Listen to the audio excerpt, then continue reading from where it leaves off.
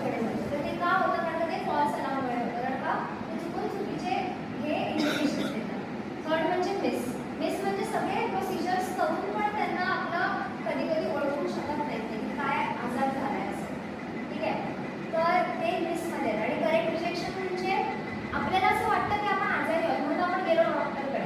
असं सायकोलॉजिस्ट असतात, आपले ते एवढे सारे पेशंट्स येतील आपल्या इन फ्युचर, पण आपलं काम आहे त्यांना सांगणं की नाही, तुम्ही प्रॉपरली म्हणजे तुम्ही फाईन आहात असं सांगणं आपलं काम असतं. काउन्सिलर आणि सायकोलॉजिस्ट, तर त्याला म्हणतात करेक्ट रिजेक्शन.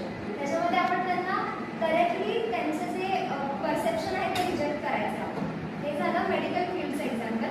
अजून एक एक्झाम्पल बघायचं तर driving test. While driving we can also face this and we can observe this signal detection theory as we stop on a signal. like red light असते तेव्हा आपण थांबतो, ग्रीन लाईट असते तेव्हा जातात व्हेकल्स. ते पण आहे हिटचं एक्झाम्पल. मिस म्हणजे आता आपल्याला सपोज ओव्हरटेक करायचं असेल किंवा आपल्याला साईड क्रॉस करायची असेल, सपोज आपण मिररमध्ये बघितलं नाही आणि दुसरी गाडी आली तर तिथे ॲक्सिडेंटचे चान्सेस असतात, तर ते आपण मिस करू शकतो की आपण न बघता क्रॉसिंग करतो. फॉल्स अलार्म म्हणजे आपण कधी कधी आपल्याला वाटतं मागच्या गाडी हॉर्न देते, पण ती हॉर्न कधी देत नसते बिकॉज ऑफ ते बाकीच्या साऊंड आजूबाजूला आपल्याला तो फॉल्स अलार्म येतो.